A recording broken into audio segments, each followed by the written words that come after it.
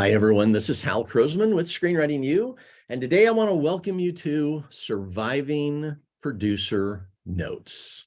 Now, let's just have this make sense from the very beginning. Everybody gets feedback on their scripts, at least most people do. And some people get feedback from their friends, from their writers groups, maybe their spouse. And some people go to like coverage services or that kind of thing where they're getting what we'd call kind of professional level feedback. But there's a level that is above all of that, and they are what we call producer notes. And that means that the producer is giving you feedback at a much higher level and for reasons that are completely different than why writers give you feedback. Let me just tell you a quick story on this so that you know how it is. We had a writer who wrote his script, got feedback from about 15 different people, rewrote it every time. He now has it to the point where he thinks it's incredible. He submits it to contest.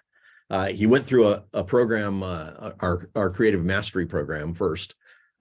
He doubled the quality of that script. He submitted it to contest and ended up winning one of the big contests.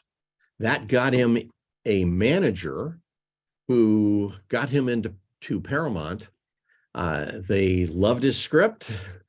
And on the first day, the director comes in and they told the director right in front of the writer, don't worry, we'll get you a professional writer.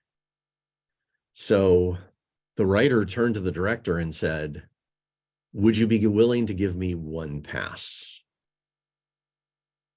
And the director says, all right, Tuesday night, we'll meet for 1 hour. He says, if I like what you do with that, then we'll work together. He says, probably, very likely the studio is going to fire you. All right. So my writer met with him and implemented a set of solutions. I'm going to give you some of those today. Implemented that set of solutions, and that director fell in love with the writer right then. And I'm not talking about emotionally from any other kind of perspective. That director said, wow, your ability to take notes, your ability to work with me, I'm gonna go to bat for you. And so the director went into the studio and said, no, this is my writer. Now, I'll tell you how he did that and how that went. But first, let's just jump into this one step at a time. Today, what we're going to be doing is talking about first, what are notes so that you have that down? What's the real problem with notes? Because there is. What are the types of notes that you might get? What are the solutions? And we've got some very specific solutions that make a difference, some of which you'll be able to implement today, and some of which will go beyond that. And that takes us to this, a class called Creative Mastery, Doubling the Quality of Your Best Writing, because often that's what they're asking you to do. So we'll talk about how that works and what that's about when we get to the end. But let's jump into it. No matter how good your script is, this will happen. Please know, anytime you work with a producer, an agent, or a manager, they're going to give you notes. And it's like, I have seen writers come in and say, hey, my script is perfect. I workshopped it. They name off all the different processes they went through. And then they say, and this producer wants me to change things. I'm not changing a thing. Please know what happens right that moment. As soon as the writer communicates that, the producer immediately fires them and goes and hires another writer. And here's the really bad news. In order to get a credit with WGA, that other writer has to change a substantial portion of that script. So no matter what you've written, they're going to butcher it. And they're going to change it in a way that you would have never thought of, and leave you sitting on the outside going, look what they did to my story. You don't want to have that happen, ever. So this thing about notes, you want to stay involved. You want to be engaged. Your success is going to depend on how you respond, right? Back to the story I was telling you about the writer with Paramount. What they basically did was they gave him the first 10 pages. And the director sat down, gave him notes on those first 10 pages. And he said they were a lot of notes.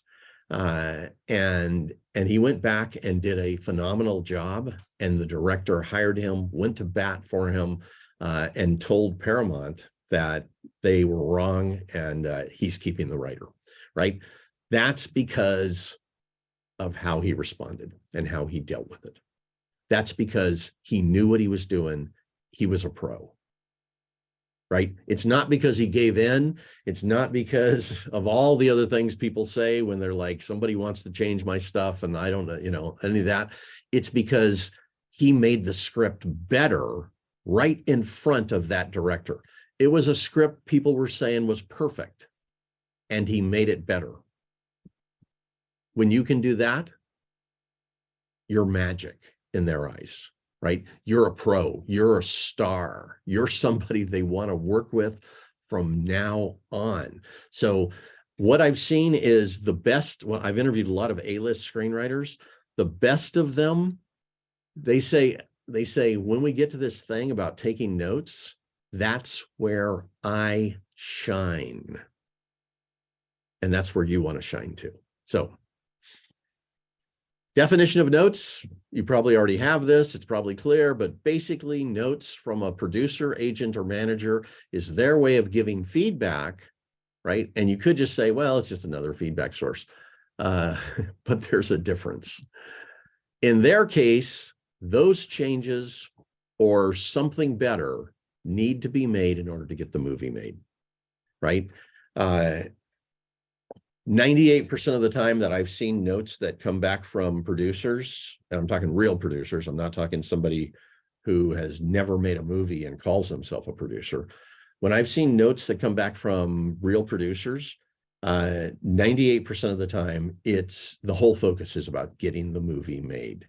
And what you're going to find out when you get out there is that when you get to the point of getting a movie made, there will be so many obstacles that will be thrown in your path.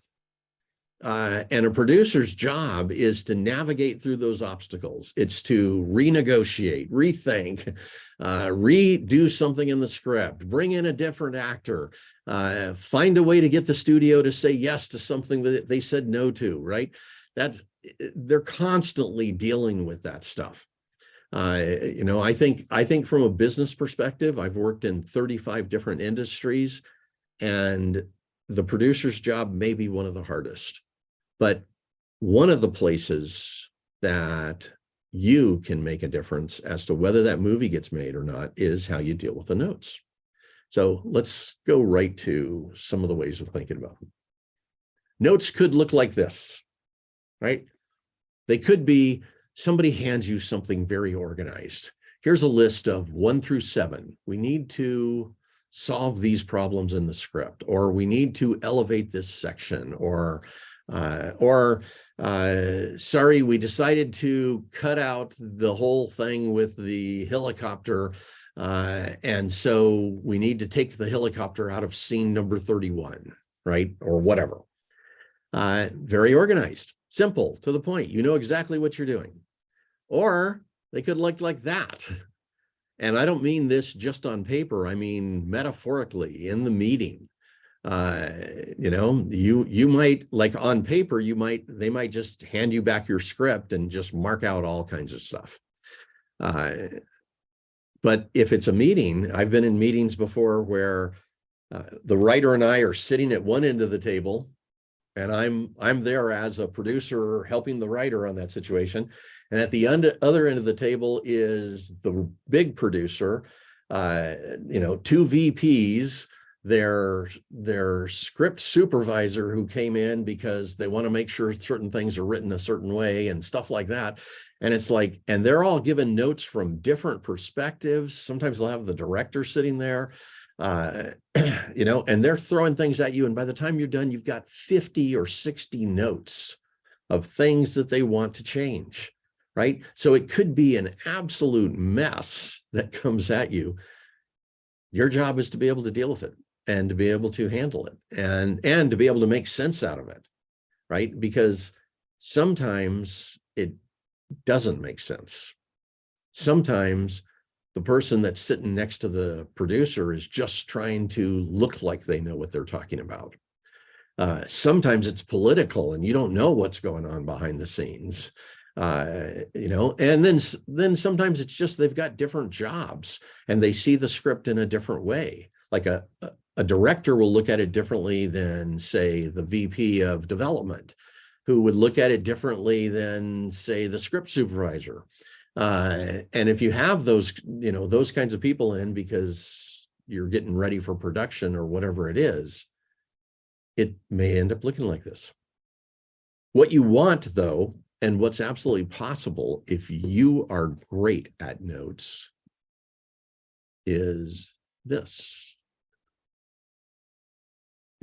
A team that absolutely loves what you're doing, that sees you as a pro, that has fun working with you, that absolutely believes that you're going to be a major asset in getting this movie or TV series done, right? That's what you want. What you want is to be able to create that kind of environment and that kind of situation where everybody is moving forward into this adventure and you are part of that.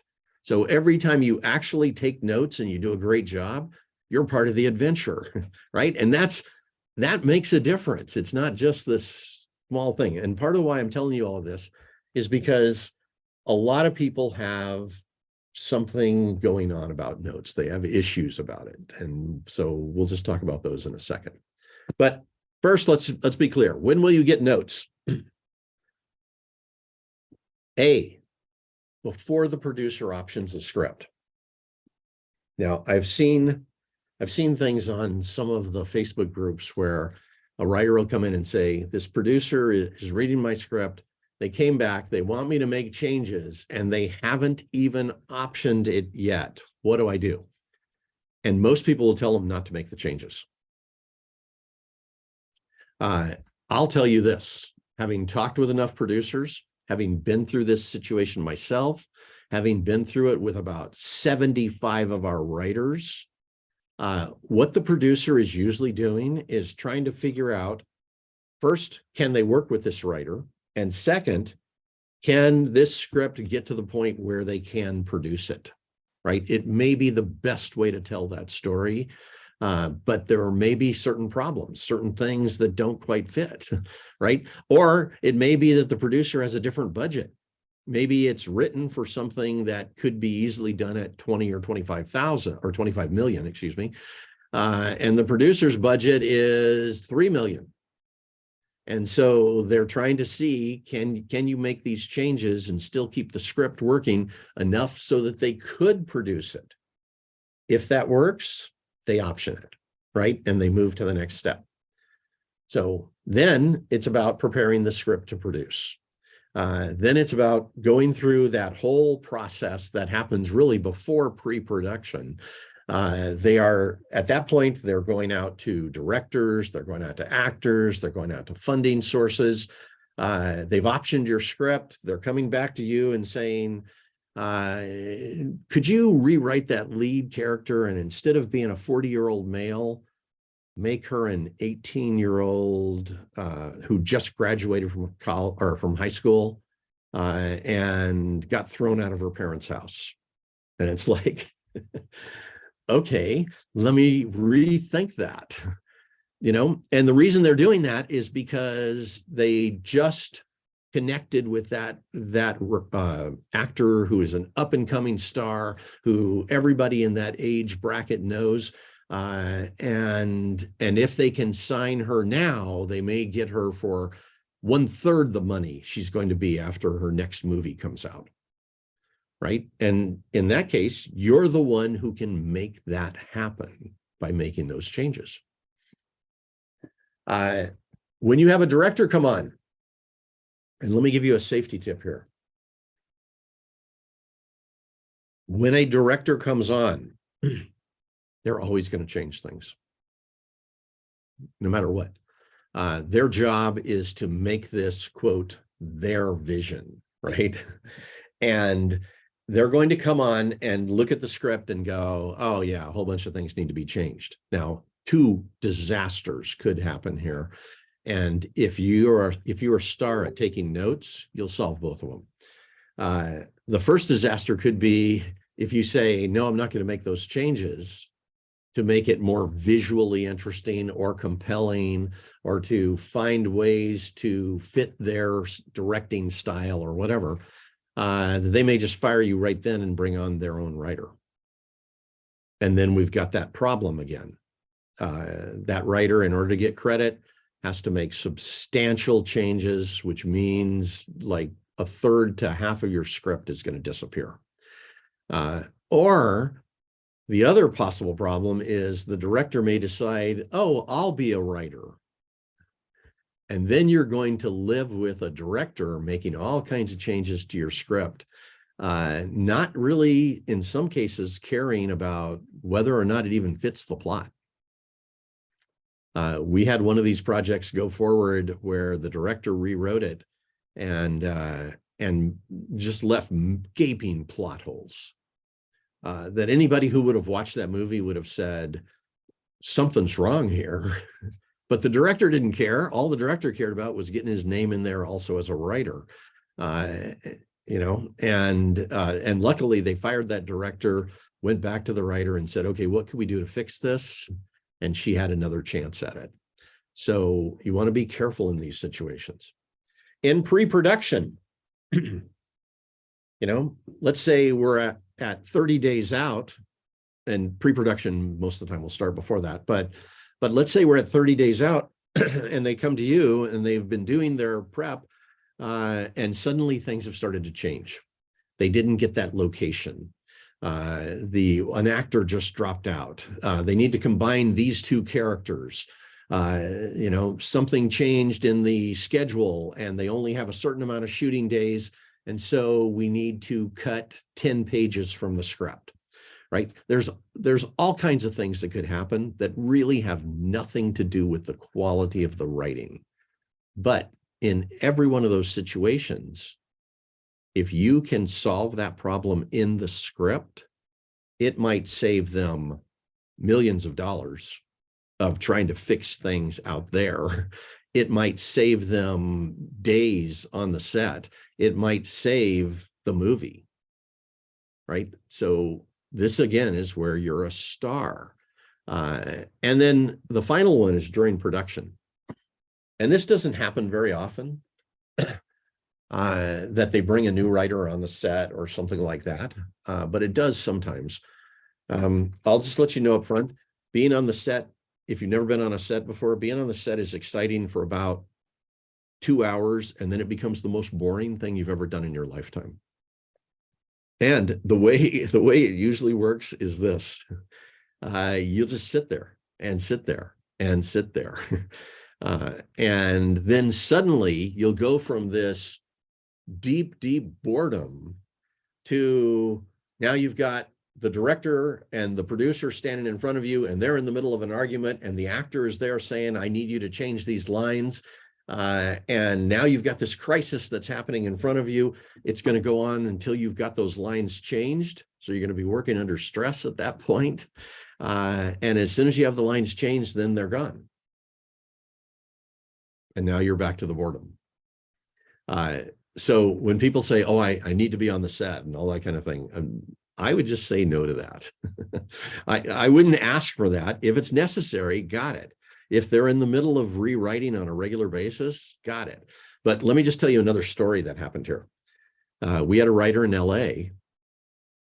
The movie that she had written the script for and then worked through all of this process was being shot, I think it was in the Czech Republic. And they had a specific location over there. They really had to do it over there. And the day before they started shooting, she got a call from the producer and he said, I'm going to need you available. The lead actor has just made a major change to who his character was. and he's asking us to rewrite the lines. So he said, what we'll be doing is sending you lines at 1 o'clock in the morning, and we need you to rewrite them within an hour and get them back to us. So that's what they started doing. And it was back and forth. And at that time, she was on the phone with them every morning at 1. They would send her over the stuff. She would talk with them about it, rewrite it, get it back to them within an hour.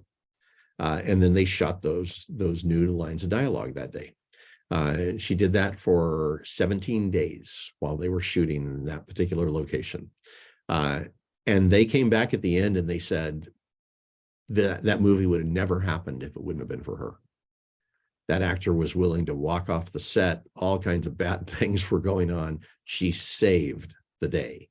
So this is who you want to be. You want to be the person that they come back to over and over, that they, even though it seems stressful, that they come back to you and they say, hey, we've got another project coming up. We'd like to hire you for that one. And they work with you over and over, because that's what happened with that woman. News got out about that. She's had 2 directors that she has worked with on multiple projects. She's had 4 movies made that all came from that one. The other 3 came from that particular one, working with that director, that producer. So they loved her. The problem that most people have, it's the fight, flight, or freeze problem. And this is, they come in, sit down, and they say, okay, we want a whole bunch of changes. And you're like, but what'd you think of the last changes I just gave you? But sometimes it's like, you know what, they say this, the producer or manager or the director, they come in and ask for something that you go, I have no idea how to do that, right? And these are the problems. These are why people go into fight, flight, or freeze. Sometimes they just don't know how to make the changes. Right. And if you've never been through this, or you don't have the strategies for it, it's a different set of skills to recreate on demand right in front of people at that point where everybody's stressed out. Sometimes it's because they don't know how to respond professionally. Like, we have had people who they were actually really creative, but anytime somebody gave them notes, they went right into anxiety, and it turned into arguments and conflicts and stuff like that. All it was they didn't have a set of strategies to deal with it yet. Sometimes they feel attacked by the changes, and this, if a writer is feeling attacked, or they're feeling like somebody's doing this to get them or something like that, that's not a real creative place to come from. Or they take it personally, which you don't want to do, because if they're asking for changes, unless you have some kind of psychotic relationship with somebody, right? If they're asking for changes, they're doing it for a function. There's a purpose, right? They're trying to solve a problem. And if you can help them solve that problem in the script, where all you have to do is change some words, and suddenly the big production problem that they have just disappeared because you changed those words, right? They're going to love you forever. So it is absolutely worth being able to deal with this. But let me give you some solutions on this. There are some things to know. Your objective when you get notes first is to maintain a professional relationship, right? These are people you're going to be working with. And again, they may be people that if you maintain a professional relationship where you interact professionally, they may want to work with you over and over and over, right? It may make your career. You want, of course, to get the job if you're in the beginning stages and they haven't yet hired you, or if they haven't yet bought your script, you want to either get the job, get hired for this particular movie, or end up selling your script, right? So these are your objectives.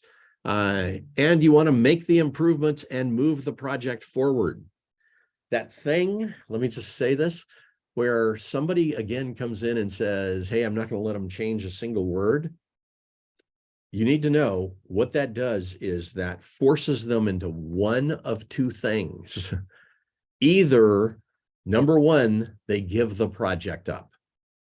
And I've seen this happen so many times.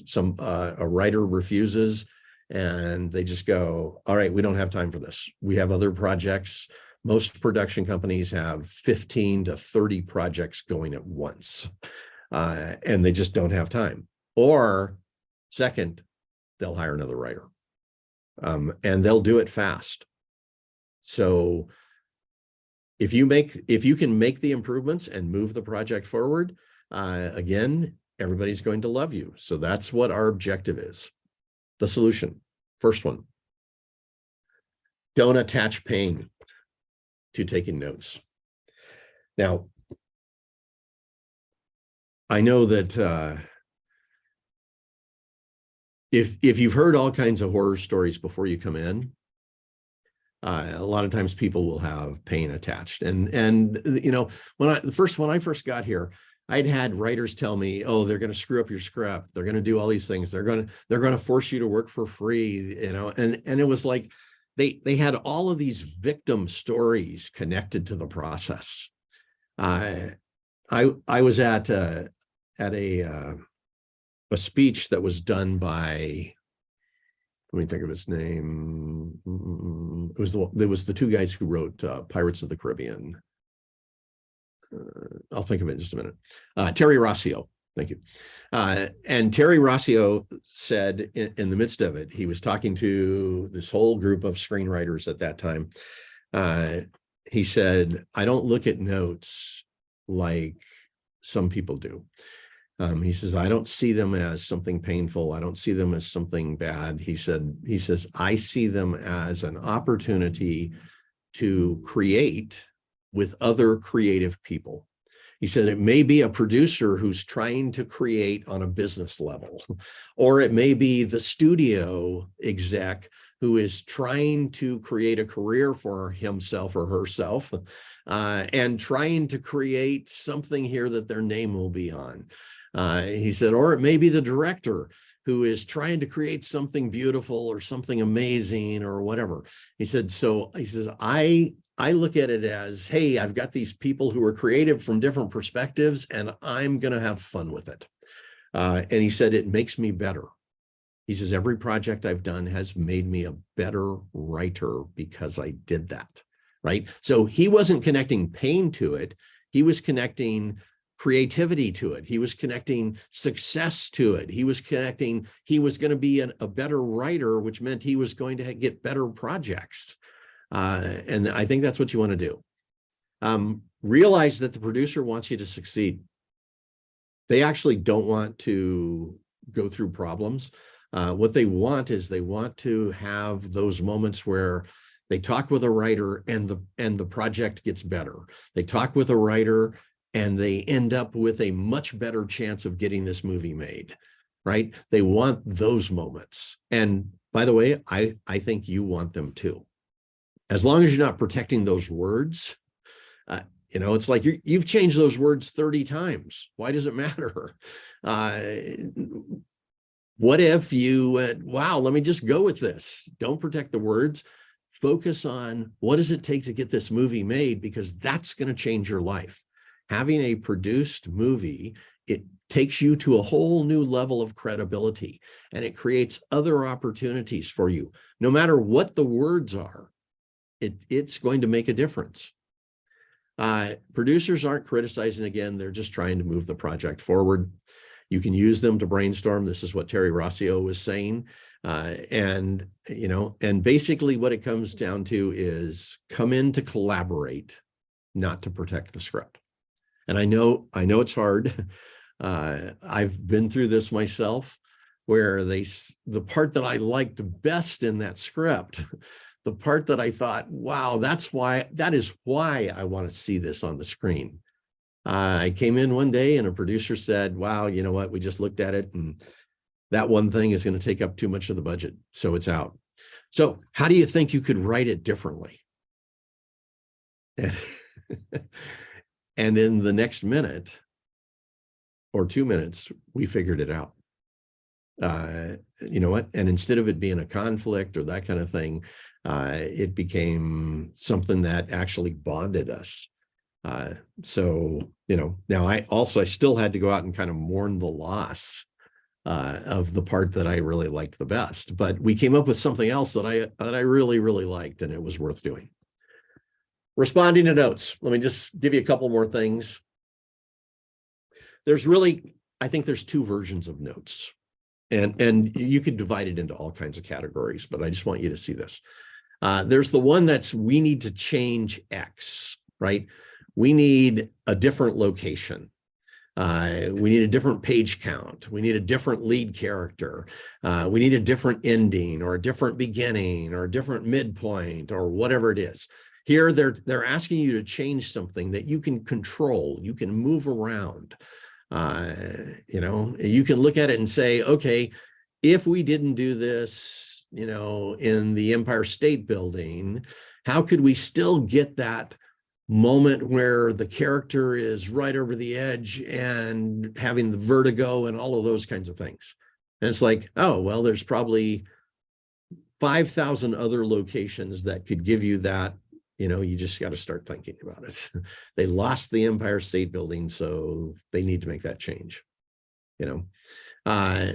So on those, it's here's the process I'd basically be using. I'd be responding by saying something like, so you're thinking this, right?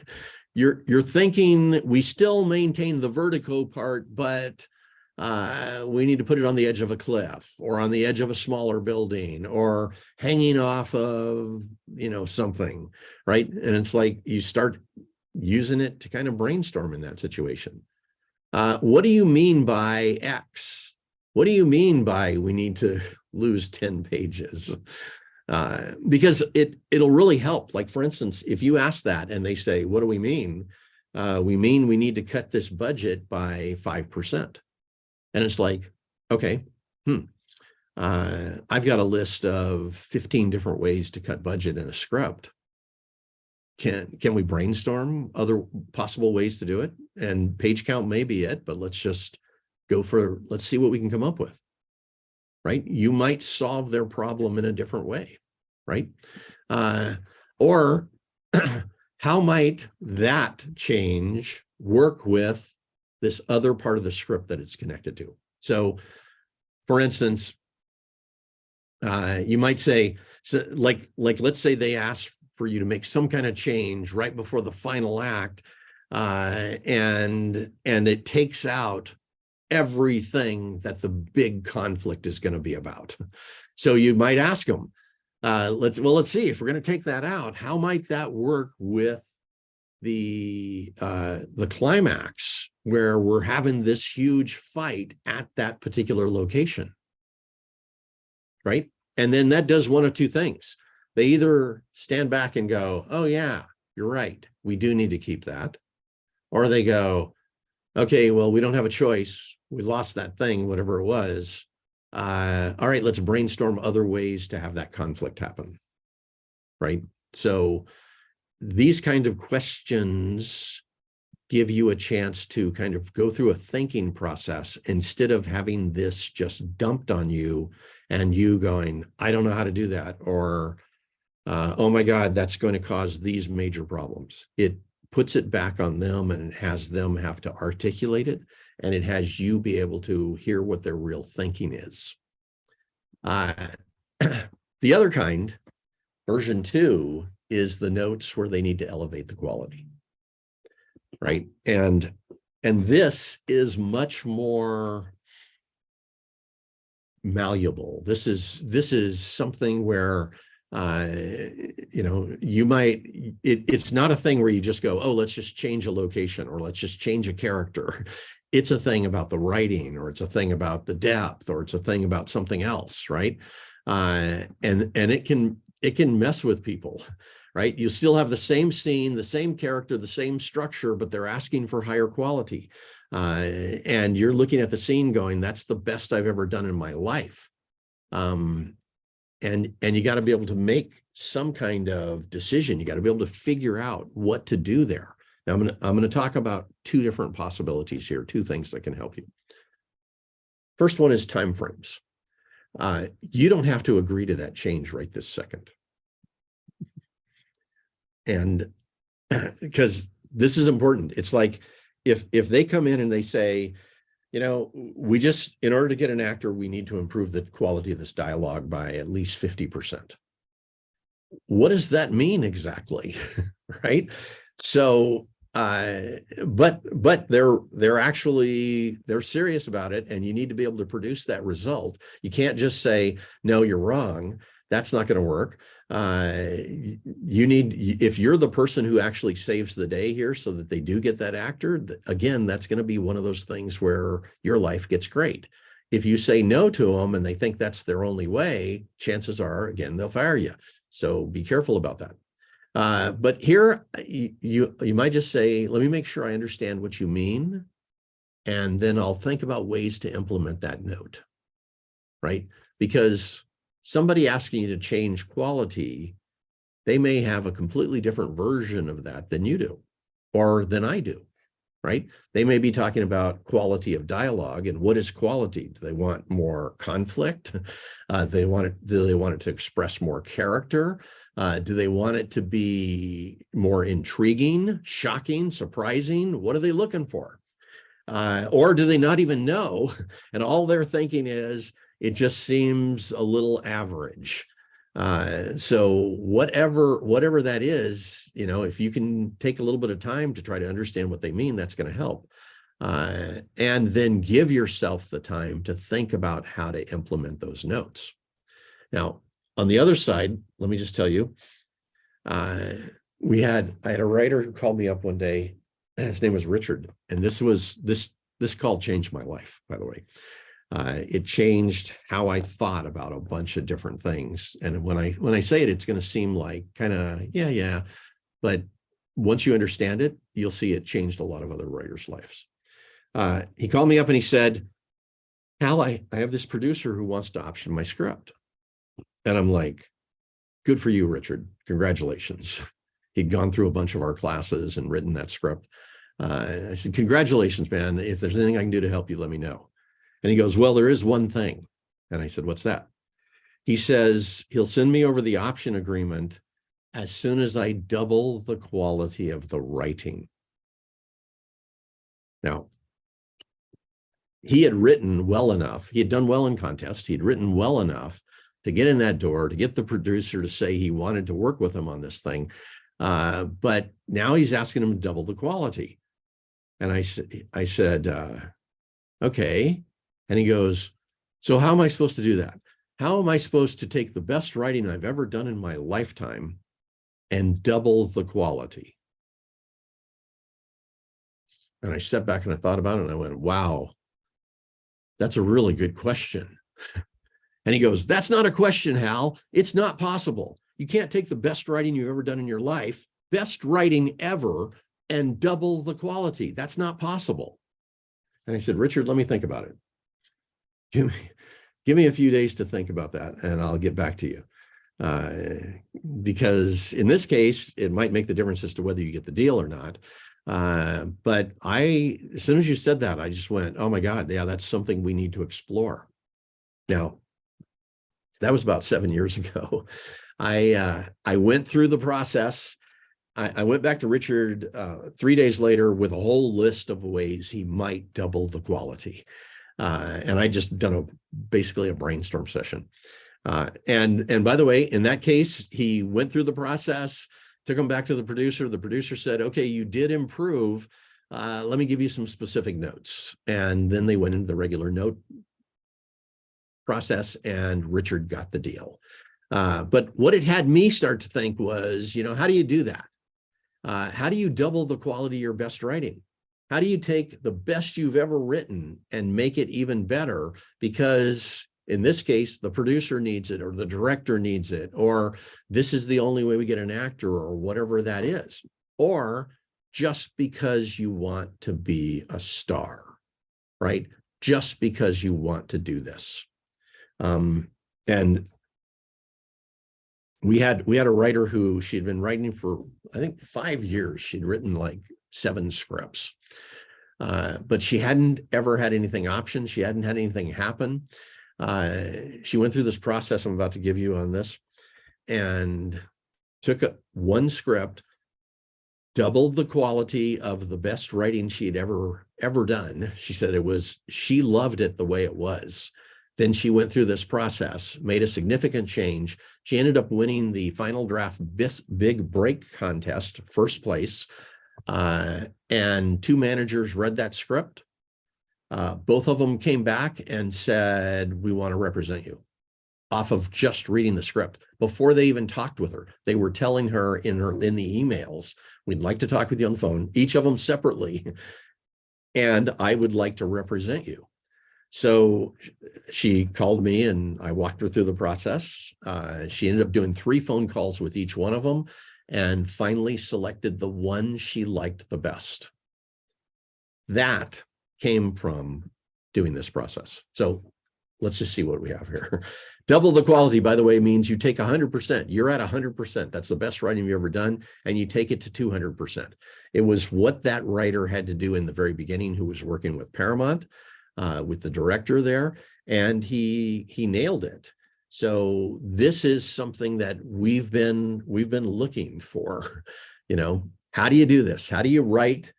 How do you take the best writing you've ever done and double the quality? How do you take the writing that just won the contest and double the quality for the producer, right? That makes a significant difference. And it's not just changing the words on the page. It's about elevating who you are as a writer. So stay with me for about 5 minutes. Let me just walk you through this class that is specifically about how you do that. This program, it took us a year to design. We went through so many different processes. We had over 100 writers go through it as we were testing it, to make sure that we really could accomplish what we said on that. And again, let me just walk you through it here. This is a program, by the way, that first is going to start with what we call our maximum entertainment model. So you're not just looking at how do you make the words better, you're looking at how do you make everything about this more entertaining. Now, part of that is about getting to the real essence of what that scene is about, what that character is about, what this act is about, all of those kinds of things. And essence is something that a lot of times people are missing. I found a lot of times I'll ask somebody, so what was your purpose in this scene? What were you really trying to accomplish? And about 50% of the time they'll say, I'm not really sure. I was just writing the scene that came to me, you know, whatever it was. And then they edited it and worked with it and made it shine and all of that. But they still don't know what the true essence is. Just that will make a difference. Then how do you make the scenes more challenging so that the audience is challenged on multiple levels, not just one? We also focus on giving you 20 different ways to make scenes more interesting, right? These are specific interest techniques that you could build. You could take the same scene and rewrite it with different interest techniques, and it feels completely different. And by the way, this is something that right now in this industry, with the way streamers are, everything you write needs to be 5 times as interesting as it was 10 years ago.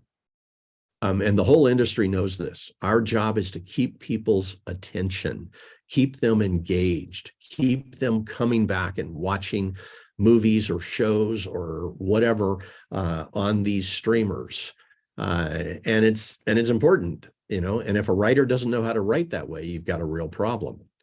And then making sure your characters are inherently dramatic, that if that character shows up on the screen, the audience knows drama is going to happen. Something emotional is going to happen in that moment, something dramatic. And if you get 2 of them in a room, there's going to be fireworks, right? So Using these are the techniques, by the way, that come from a proprietary process that we designed here at Screenwriting U. Nobody else does this. Nobody knows about it. The only people that have actually used it are the ones who have gone through what we do. And I've actually had producers come up to me and say, your writers are incredible. And the writers they talked about were the ones who had been through this. The other thing to know about this is once you've gone through this particular program, you'll know any scene can be written 30 different ways. And that makes a difference in who you are as a writer. When people say, that's the only way to write it, you know, if a producer's asking for a change and they're like, no, that's the only way to write that scene. And it's like, well, it's the only way that they know of in the present. It's the only way that they thought about it when it originally came out. Once you have an experience of knowing that you can write something 30 different ways, you no longer will be afraid of taking notes from producers. You won't be afraid of working with producers, and you won't be afraid of brainstorming and creating right in front of them. You'll be able to do magic right in front of them because you're not trying to hold it to being a certain way. You're not trying to keep from changing anything.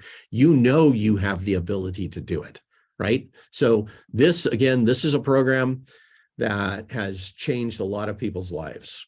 Think about it. What would happen if you could really, truly double the quality of your best writing, right? Would you win contests or sell scripts, get an agent? Would you get stuff produced? And the answer is you'd have a significantly better chance at every single one of those. You know, again, we've had writers who have won Nickel, you know, and if you know Nickel, 8,000 people entered Nickel, and one of our writers was one of those that made it into the fellowship, the top 5. And she had gone through this program. We've had grand prizes at Page, all people who have gone through this program. Multiple first places at Final Draft Big Break contest. Every one of them had gone through this program. And we've had many writers who have gotten managers because the managers love writers who have this skill set. And I know that because I've interacted with about 100 managers and talked with them about what they need when a writer comes in and starts working with them. They need writers who know how to do this stuff. They need writers who can make changes and who can create at a higher level. So this is a program, it's a 6-week program. And let me just give you a couple of more things on it. This program is all about 2 things. It's about mastering this double the quality model. It's not about just learning it like you're getting some information. You're going to use it over and over and over during this program. And by the time you're done, you will master it. And that's what people really need. When you're talking high-level creative strategies, you can't just know them as information.